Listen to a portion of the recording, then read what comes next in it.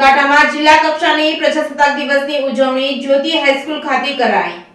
સાબરકાંઠા જિલ્લામાં 26મી જાન્યુઆરીની ઉજવણી જિલ્લા કક્ષાની કરવામાં આવી હતી। નથુરામ બાપા જ્યોતિ વિદ્યાલય ખેડબ્રહ્મા ખાતે ઉજવણી કરવામાં આવી હતી, જેના ભાગરૂપે જિલ્લા કલેક્ટરની ઉપસ્થિતિમાં પ્રજાસત્તાક દિવસની જિલ્લા કક્ષાની ઉજવણી નથુરામ બાપાની જ્યોતિ વિદ્યાલય ખેડબ્રહ્મા ખાતે કરવામાં આવી હતી। ભાગરૂપે જિલ્લા કલેક્ટર નિમેશ દવેની અધ્યક્ષતામાં પ્રજાસત્તાક દિવસની ઉજવણી થઈ હતી।